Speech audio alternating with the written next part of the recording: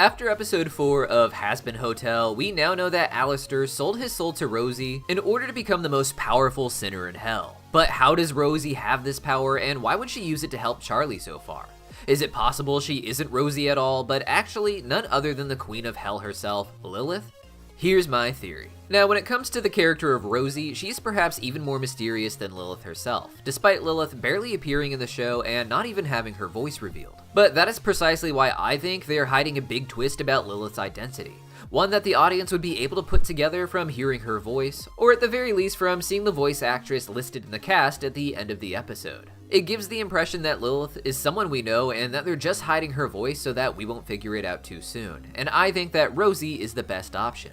Going even beyond the fact that Rosie seems determined to help Charlie at all costs. And I mean, think about it. Charlie has been calling for her mom and leaving messages asking Lilith for help for years now. And as most of us remember from the pilot, it was actually after one such heartfelt voice message from Charlie that Alastor immediately appeared on the doorstep of the Hazbin Hotel. It's for this reason that a lot of people thought that Lilith was the one Alastor made a soul deal with. But what if that is still true and that is just an alternate persona of Lilith that Alastor made the deal with? Or maybe even just one of her many alternate personas. First, the connections between Rosie and Lilith, I think, can be seen in the flashbacks where Alastor makes his first deal with her. First, Alastor died in 1933 from what I understand, and at that time was reaching into hell to get into contact with a powerful demon. He already knew due to his sins that he would be going to hell, and he wanted to show up there being more powerful than anyone else if possible. So of course, the first thing that came to his mind was trying to make a demonic deal. While Alastor was able to appear in hell with a lot of his own power, it was because of Rosie specifically that he was able to be the strongest sinner in hell, as that was the deal they made through the radio.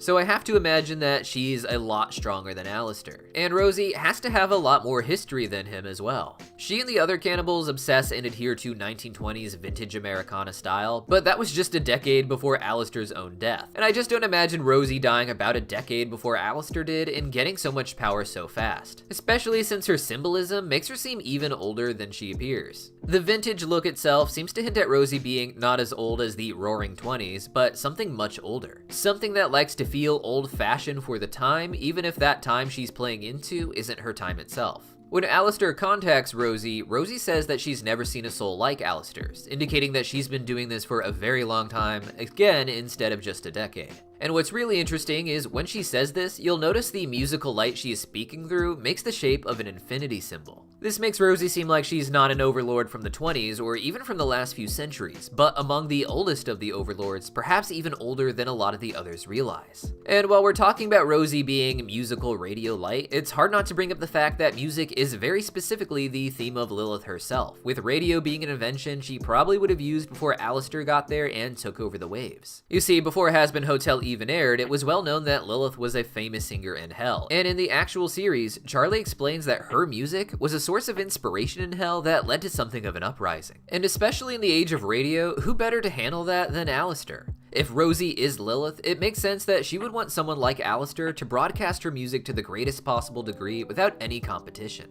And here's where it gets really crazy to me. Not only did Alastor appear on Charlie's doorstep right after she called Lilith asking for support, Alastor and Lilith both disappeared 7 years ago around the same time. When it comes to Alastor, he says specifically that Rosie was the one who made him vanish for this time, only having him return to help Charlie, but why would Rosie want that? To me, it seems more and more likely that Lilith, as Rosie, gave Alastor the power she did so that he could support her musically in a new age. It would be Alastor playing Lilith's music all over the radio and setting up this idea that hell needs to resist through her art. But as soon as Lilith was able to make the deal to get into heaven, seemingly 7 years ago when she vanished from her family, she would force Alastor to go off the air as well. Now, Rosie might seem like a strange alternate identity for someone like Lilith to have, but it makes sense for a lot of reasons. First and foremost, Lilith is known for having demonic offsprings, a lot of which are described as cannibalistic, with the offspring of her husband Lucifer, or as he's known in Jewish Kabbalah, Samael, being called cannibals as well. In the Book of Enoch, this is the story of the fallen angels who impregnated human women like Lilith that gave birth to giants known as Nephilim. These were half angels, half humans so big that they ate all of the food in the land and then turned to the smaller humans with non-angelic lineage to eat them.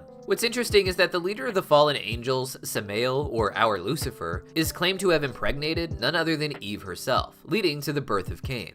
Adam, meanwhile, impregnated Eve after this, leading to the birth of their second son that we see in the show, Abel.